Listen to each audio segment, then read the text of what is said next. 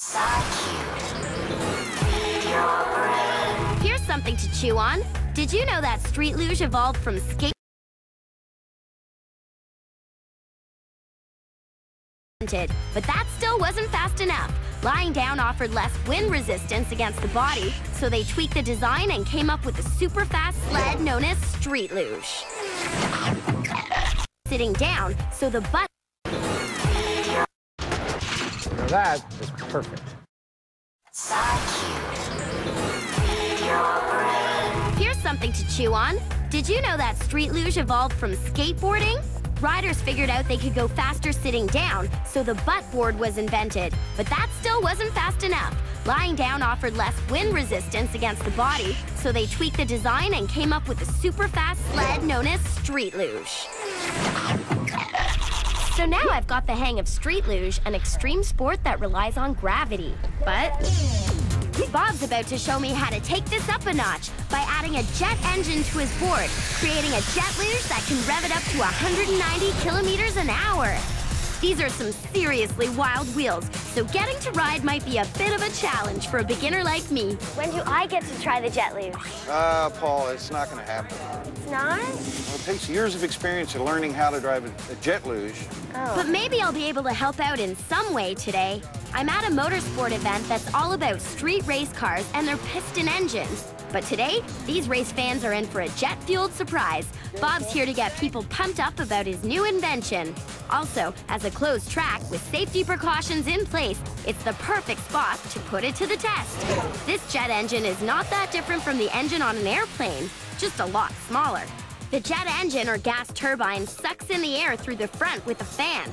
The air is squeezed or compressed and mixed with burning fuel. The whole mixture expands and blasts out the back of the engine. Remember our old friend Newton? He said for every action, there's an equal and opposite reaction. As the hot air shoots backwards, it pushes the jet engine and luge forward, and that's thrust. Good thing there's no wings on this board, or it might take off. Guess what? You're going to be my crew chief.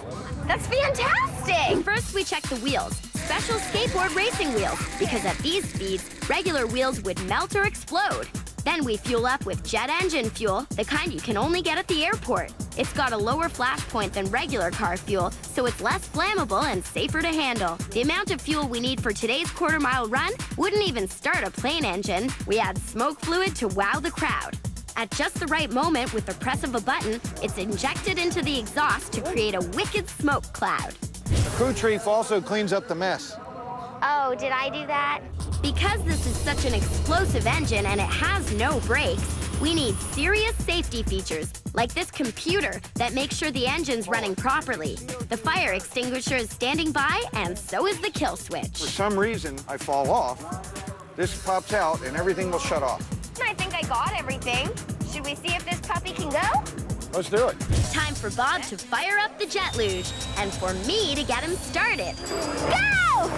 Bob lives for excitement, but at these speeds, anything could happen.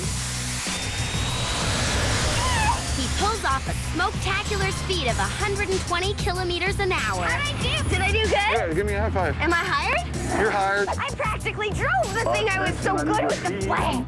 Mission accomplished. There's just one last thing I need to do. Hit it, Bob! To the extreme! Yeah!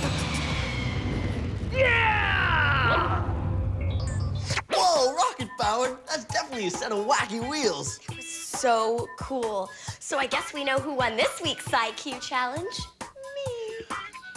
Oh, but I did bring your skateboard over to Bob to soup it up, customize it, make it all Andrew. Wow, what do you do? Put on like a new racing stripe or a new set of wheels? Sort of. Training wheels. Here you go. So, did we feed your brain? See you next time. They're red. Yeah, I got that. I think they're a little bit too big.